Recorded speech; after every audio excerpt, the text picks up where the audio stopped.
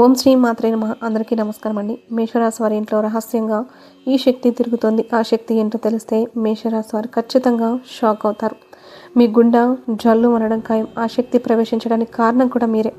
మీరు చేసినటువంటి ఒకే ఒక్క పొరపాటు వలన ఆ శక్తి అనేది మీ ఇంట్లోకి ప్రవేశించడం అనేది జరిగింది. మరి అది దైవశక్తి లేకపోతే దుష్టశక్తి అనేటటువంటి విషయం ఈ వీడియోని మీరు పూర్తిగా ఎక్కడ స్కిప్ చేయకుండా చివరి వరకు వింటే మొత్తం పూర్తిగా అర్థమవుతుంది. అలాగే ఈ వీడియో చూసే ముందు ఓం నమ శివాయ అని కామెంట్ చేయండి. నిజంగా అదృష్టం ఉంటేనే మేషరాశి వారి కంట ఈ వీడియో అనేది పడుతుంది. ఈ వీడియో వినడం వల్ల మీ జీవితానికి సంబంధించినటువంటి చాలా రకాలైనటువంటి విలువైన సమాచారం అనేది అందుతుంది. కాబట్టి ఈ వీడియోని పూర్తిగా విని ఒక లైక్ ఇచ్చి సపోర్ట్ చేయండి. మేషరాశి వారిని మనం గమనించినట్లయితే చాలా తెలివైనటువంటి వారు, అలాగే అంతకుమించి పిచ్చివారు కూడా. అంటే ఇక్కడ ఈ మాట నేను ప్రత్యేకంగా ఎందుకన్నానంటే అది మీకు అర్థమవుతుంది. ఈ రాశి వారిని మనం గమనించినట్లయితే ప్రతి ఒక్క విషయంలో కూడా మీరు ఏదైనా ఒక నిర్ణయం తీసుకునేటప్పుడు 1-4 సార్లు ఆలోచించి ఏదైనా సరే వారి జీవితానికి సంబంధించి చాలా లోతు ఆలోచనతో ఒక నిర్ణయం అనేది తీసుకుంటూ ఉంటారు. చాలా తెలివిగా ప్రవర్తిస్తూ ఉంటారు. కానీ ఒక్కొక్కసారి వీళ్ళకన్నా పిచ్చివాళ్ళు ఇంకొకళ్ళు ఉంటారా అన్నట్లుగా వీరి యొక్క ప్రవర్తన అనేది ఉంటుంది. బాంధవ్యాలలో వీళ్ళు ఏంటంటే అందులో ఎక్కువగా లోతుగా వెళ్ళిపోయి వాళ్ళలా ప్రవర్తిస్తూ ఉంటారు. అలా పిచ్చి వారిలాగా మారిపోతూ ఉంటారు. అంటే ఆ ప్రేమ అనేది పిచ్చిగా మారుతుంది అతి ప్రేమలతోటి. అంటే మాకే కావాలన్నటువంటి ఆ ఇదితోటి అతి ప్రేమలతోటి వాళ్ళు ఏంటంటే అలా కొంచెం మారిపోతూ ఉంటారు. కానీ మళ్ళీ మేము చేసేది పొరపాటు, ఇలా చేయకూడదు. ఇలా చేయడం వల్ల మాకున్నటువంటి గౌరవం తగ్గిపోతూ ఉంటుంది, లేదా మాకు ఏదైనా అనారోగ్య సమస్యలు వచ్చే అవకాశాలు ఉన్నాయి అని చెప్పేసి మళ్ళీ వెంటనే మార్చుకుంటారు. నార్మల్ స్థితికి వచ్చేస్తూ ఉంటారు. అయితే మేషరాశి వారికి ఏంటంటే గత కొంతకాలంగా మనం చూస్తున్నట్లయితే వీరింట్లో వచ్చేటప్పటికి ఒకటే గొడవలు, ఒకటే మనస్పర్ధలు. గత కొంతకాలం నుంచి చాలా నరకమే అనుభవిస్తున్నారని చెప్పుకోవచ్చు. పైకి ఏంటంటే వీళ్ళు మామూలుగా తిరుగుతున్నారు, మామూలుగా మాట్లాడుతున్నారు, ఏదో ఉంటున్నారంటే ఉంటున్నారు అన్నట్లుగా. అంటే చూసే జనాలకి ఏంటంటే చాలా బ్రహ్మాండంగా కనిపిస్తూ ఉంటారు. అలాగే వీరి మీద మనం మొట్టమొదటి నుంచే చెప్పుకున్నటువంటి విషయం ఏంటంటే నరదృష్టి అనేది చాలా ఎక్కువగా ఉంది. దానికి తోడుగా ఈ మధ్య ఏంటంటే వీరింట్లోకి ఈ శక్తి కూడా ప్రవేశించింది. పైకి మామూలుగా కనిపిస్తున్నారే కానీ లోపల మాత్రం నరకం అంటే ఏంటో వీరు అనుభవిస్తూ ఉంటున్నారు. ఒక్కసారిగా వీరి బాధను ఎవరైనా బయట పెట్టమనే అవకాశం కనుక ఇస్తే వీరు పడేటటువంటి బాధ అంటే పెద్దగా వీరు ఎంత ఏడు పెడుస్తారో, ఎంత వాపోతారో, ఎంత కుంగిపోతారో, తల ఎలా బాదుకుంటారో అలా చేస్తారు. అంత దాచుకోలేని బాధ అనేది వీరి గుండెల్లో పెట్టుకొని చేసేదేమీ లేక ఇంకేంటంటే అలా ఉంటున్నారు. అంటే ఇప్పుడున్న పరిస్థితులు ఎవరికి చెప్పుకున్నా కూడా ఉపయోగం ఉండదు కదా. అలాగే వీళ్ళు ఏంటంటే చాలా నరకమే అనుభవిస్తున్నారని చెప్పుకోవచ్చు. మరి ఈ సమస్యలన్నిటికీ కారణం ఏంటి? గతంలో వీళ్ళ లైఫ్ వచ్చేటప్పటికి కాస్త బెటర్గా ఉంది, కానీ ఈ మధ్య వీరికి ఇలాంటి పరిస్థితులు అనేవి చాలా ఎక్కువైపోయాయి. కుటుంబంలో ఎప్పుడూ కూడా కలహాలు రావడం, ఇంట్లో ఎప్పుడు కూడా మనశ్శాంతి ఉండదు. ఈ మధ్య గమనించినట్లయితే ఇల్లు ఒక నరకం అయిపోయింది. ఇంట్లో వాస్తు దోషాలు అని చెప్పేసి, లేదా భార్య భర్తల మధ్య సఖ్యత లేకపోవడం, అనుకోని గొడవలు, ఎందుకు గొడవలు జరుగుతాయో కూడా తెలియదు.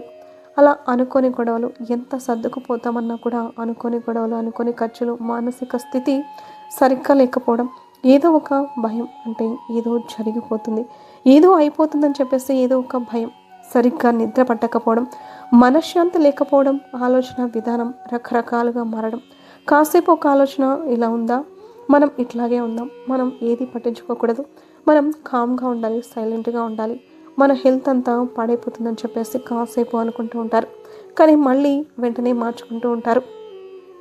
అలా ప్రతి నిర్ణయం కూడా క్షణమున్న ఆలోచన మరో క్షణంలో అస్సలు ఉండదు. ఇప్పుడు ఈ క్షణంలో ఒక నిర్ణయం తీసుకుంటారు, మళ్ళీ వెంటనే మరో క్షణంలోనే ఆ నిర్ణయాన్ని మార్చుకుంటూ ఉంటారు. ఇట్లా వీరి ఆలోచన విధానం గమనించినట్లయితే వీరికి మానసిక స్థితి సరిగ్గా లేదు, ఆరోగ్య పరిస్థితి సరిగ్గా లేదు. ఇలా ఎప్పుడు కూడా హెల్త్ ప్రాబ్లమ్స్, ఎప్పుడు ఏదో ఒకటి గ్యాస్ ప్రాబ్లమ్స్ అని, కాళ్ళ నొప్పులు, తలనొప్పి, నిద్ర పట్టకపోవడం, రాత్రిపూట కంటి నిండా నిద్రపోయి వీళ్ళు ఎన్నో రోజులు అయిందని చెప్పేసి చెప్పుకోవచ్చు. ఇలా చాలా రకాలైనటువంటి బాధతో నరకం అనుభవిస్తూ ఉన్నారు. కొంత ఈ మధ్య వీరికి సమస్యలన్నీ కూడా బాగా ఎక్కువయ్యాయి. మరి ఈ సమస్యలన్నిటికీ కారణం ఏంటి అని చెప్పేసి మీరు గమనించినట్లయితే మీ ఇంట్లో ఒక దుష్టశక్తి అనేది ప్రవేశించింది. ఆ దుష్టశక్తి మీకు ఎప్పటి నుంచి అయితే ప్రవేశించిందో, అది ఏ రూపంలో ప్రవేశించిందో కూడా ఇప్పుడు మనం తెలుసుకుందాం. ఆ ఆ దుష్టశక్తి ఎప్పుడైతే ప్రవేశించిందో అప్పటి నుంచి మీకు ప్రశాంతంగా ఉన్నటువంటి వాతావరణంలో చిన్నగా మార్పులు చేర్పులు నిదానంగా రోజుల్లో అలా వారాల్లో నెలలు గడిచే కొద్దీ అలా ఏంటంటే మీ ఆర్థిక పరిస్థితి మానసిక సమస్యలు అనేది చాలా ఎక్కువయ్యాయి.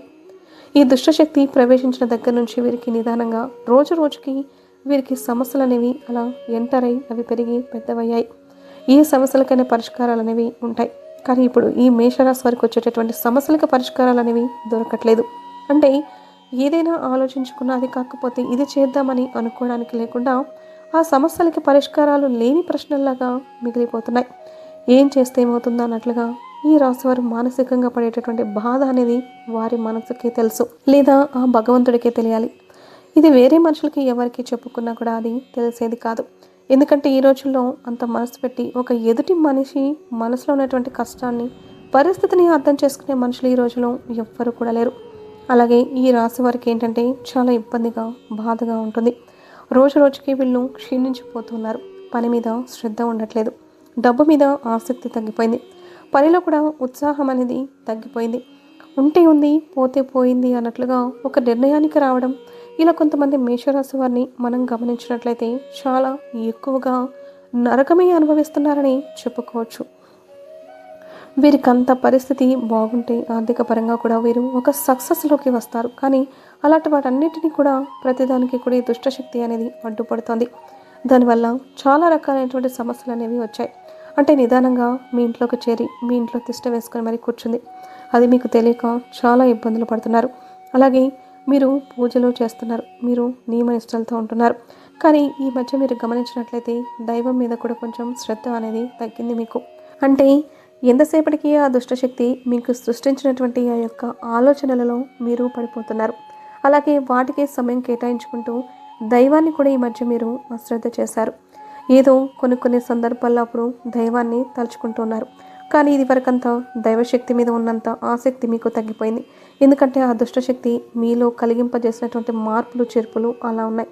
దైవశక్తి మీద కూడా దృష్టి అనేది తీసేసింది. అలా తీసేసి మిమ్మల్ని కోలుకోలేని దెబ్బని, అంటే మిమ్మల్ని పాతాళానికి తొక్కేటట్లుగా ఆ దుష్టశక్తి చాలా గట్టి ప్రయత్నాలు చేస్తోంది. అది ఏంటి అని తెలియక మీరు ఏదేదో వెతుకుతున్నారు.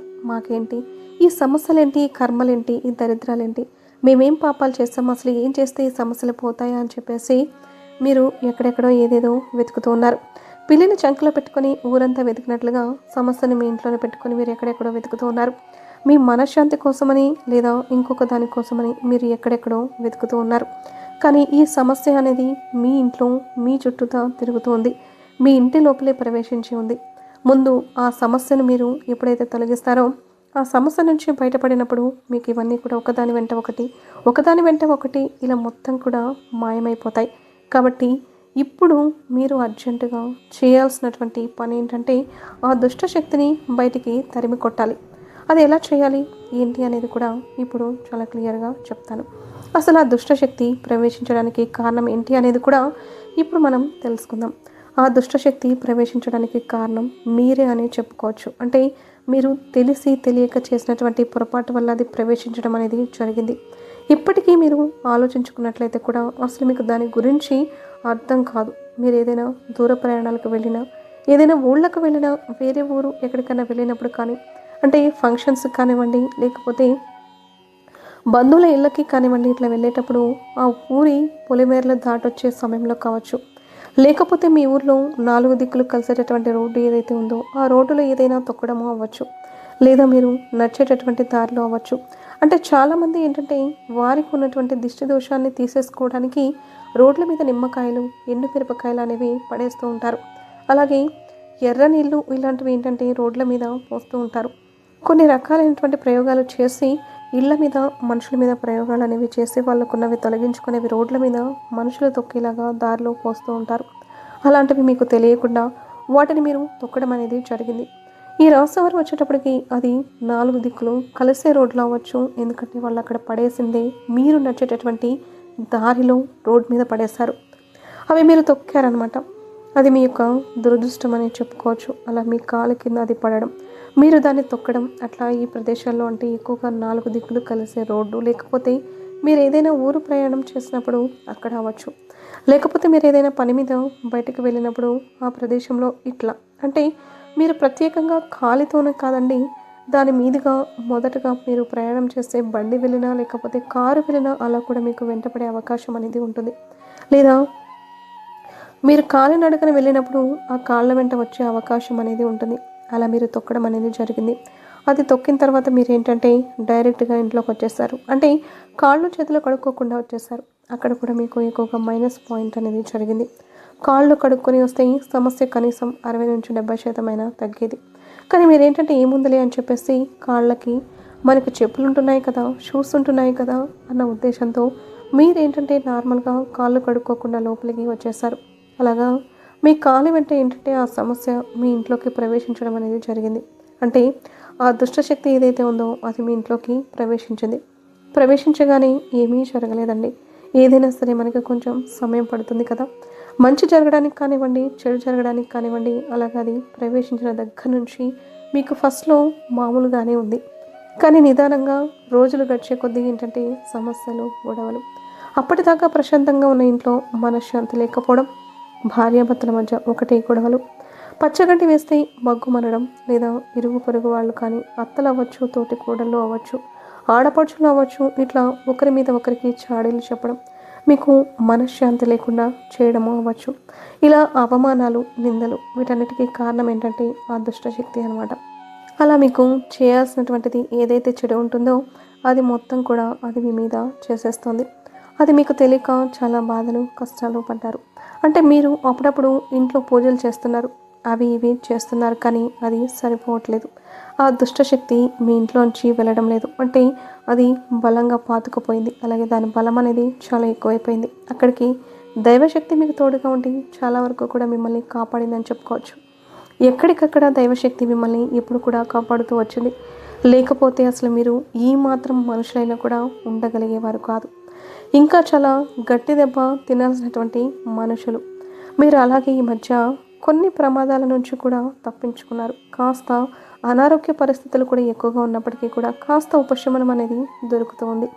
చాలా వరకు కూడా మానసిక పరిస్థితి ఇబ్బంది పెడుతున్నా కూడా కాస్త కంట్రోల్లోకి రావడం, ఇలాంటివన్నీ కూడా దైవశక్తి మీకు తోడుగా ఉందని చెప్పుకోవచ్చు.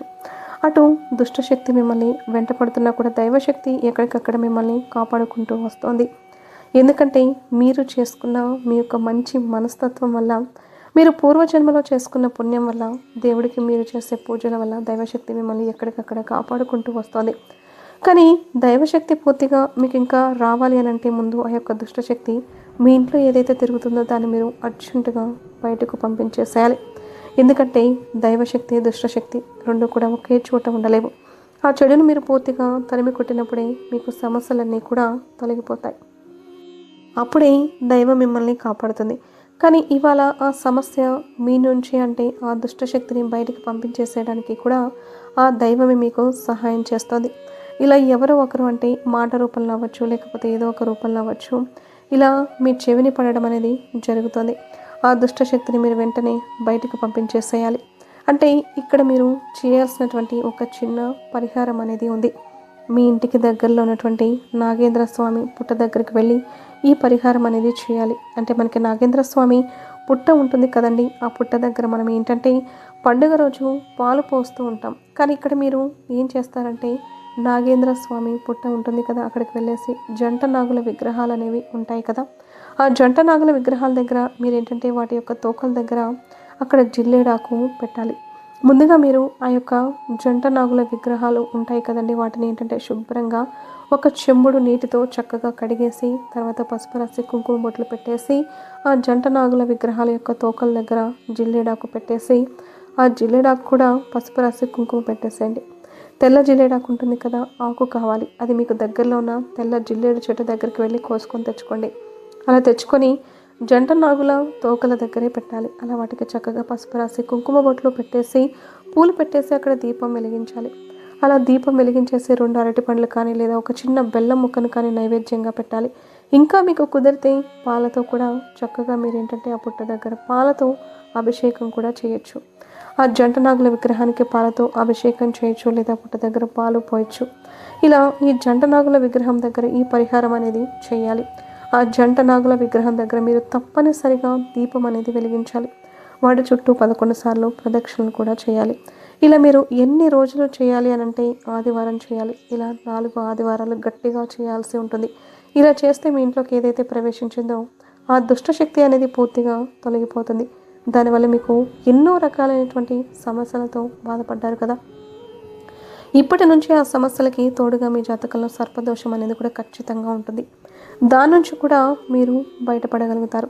అంటే సర్పదోషం వల్ల కూడా ఈ సమస్య అనేది ఇంకా ఎక్కువగా పెరుగుతుంది. ఆ నాగదోషం, సర్పదోషం వల్ల కూడా భార్యాభర్తల మధ్య సమస్యలు చాలా ఎక్కువైపోయి కొంతమంది విడిపోయే అవకాశాలు కూడా ఉంటాయి. ఇలా చాలా రకాలుగా మనుషుల ఆరోగ్య స్థితి, మానసిక స్థితి అన్నిటి మీద కూడా ఇది ప్రవేశించేటట్లుగా చేస్తుంది. కాబట్టి మీరు ఖచ్చితంగా ఏదో ఒక 4 ఆదివారాలు చేయాలి. అలాగే మధ్యలో ఏదైనా ఆడవాళ్ళకి నెలసరి వచ్చిందనుకోండి, ఆ వారం వాయిదా వేసేసుకొని మీరు తర్వాత వారాలు కంటిన్యూ చేసుకోవచ్చు. ఇలా 4 ఆదివారాలు మాత్రం జంట నాగుల విగ్రహం దగ్గర మీరు దీపం తప్పనిసరిగా వెలిగించాలి. అలా వెలిగించినప్పుడు ఏంటంటే మీ ఇంట్లోకి ఏదైతే దుష్టశక్తి ఉందో అది పూర్తిగా తొలగిపోతుంది. ఆ దుష్టశక్తిని తరిమి వేయడానికి ఇప్పుడు మీకు ఆ దైవశక్తి అనేది సహాయం చేస్తుంది. కాబట్టి తప్పనిసరిగా మీరు ఈ చిన్న పని చేయండి. దీనికి కష్టపడాల్సిన పని లేదు, ఖర్చు చేయాల్సిన పని అంతకన్నా కూడా లేదు. ఇక్కడ మీరు చేయాల్సింది ఏంటంటే నమ్మకంతో, భక్తి శ్రద్ధలతో, నియమనిష్టలతో ఈ పరిహారాన్ని చేయాలి. మీరు ఈ పరిహారం చేసేటటువంటి రోజుల్లో ఏంటంటే భార్యాభర్తలు బ్రహ్మచర్యం పాటించాలి. నలుపు రంగు బట్టలు అస్సలు ధరించకూడదు. నాన్ వెజ్ అనేది తినకూడదు, వండకూడదు. ఇంటిని వాకిలిని శుద్ధి చేసుకొని మీరు ఈ నియమాలు అనేవి ఆచరించండి.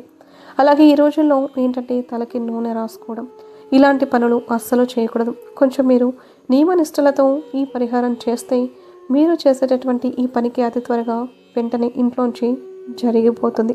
అలాగే మీరు ఏదో ఒక పొరపాటుతో చేస్తే మాత్రం మీరు చేసేదానికి ఉపయోగం అనేది ఉండదు. కాబట్టి నియమనిష్టలు అనేవి తప్పనిసరిగా పాటించాలి. నేను చెప్పిన విధంగా ఇలా చేయండి చాలు. తద్వారా మీ ఇంట్లో ఇప్పటికే పాతుకుపోయిన ఆ దుష్టశక్తిని పూర్తిగా మీరు బయటికి తరిమి వేసినట్లుగా అవుతారు. ఆ దుష్టశక్తిని తరిమి వేయడానికి ఇప్పుడు మీకు ఆ దైవశక్తి అనేది సహాయం చేస్తుంది. కాబట్టి తప్పనిసరిగా మీరు ఈ చిన్న పని చేయండి. మీరు నమ్మిన నమ్మకపోయినా కూడా ఈ పనిని చేయండి. నమ్మకపోయినా కూడా చేయడం వల్ల మీకు వచ్చిన నష్టమైతే ఏమీ లేదు కదా. మీకంతా మంచి లాభమే జరుగుతుంది, కానీ నష్టమైతే లేదు కదా. ఇక్కడ మీకు నష్టపరిచే పని అయితే ఏమీ లేదు. మీరైతే గమనించుకోండి. ఈ మధ్య మీరు పడేటటువంటి నరకం ఏంటనేది మీకే తెలుస్తుంది. కాబట్టి దైవాన్ని తప్పక నమ్మాలి. దైవాన్ని నమ్మకపోతే మనకి బ్రతికే లేదు. కాబట్టి దైవం విషయంలో ఎప్పుడు కూడా అనుమానం అనేది పడకూడదు. అనుమానం అనేది పడితే మనం దైవాన్ని అవమానించినట్లు అవుతుంది. దైవం లేకపోతే భూమి మీద ఎవ్వరు కూడా ఉండరు. అలాగే మీరు గుడికి వెళ్ళే ముందు ఇంట్లో తప్పనిసరిగా దీపారాధన చేయాలి. కాబట్టి తప్పకుండా నేను చెప్పిన విధంగా ఈ పరిహారాన్ని చేయండి. ఇలా చేసి మీ యొక్క అన్ని సమస్యల నుంచి బయటపడండి. వీడియో నచ్చితే లైక్ చేసి ఛానల్ని సబ్స్క్రైబ్ చేసుకొని ఓం నమః శివాయ అని కామెంట్ చేయడం మాత్రం అస్సలు మర్చిపోవద్దు.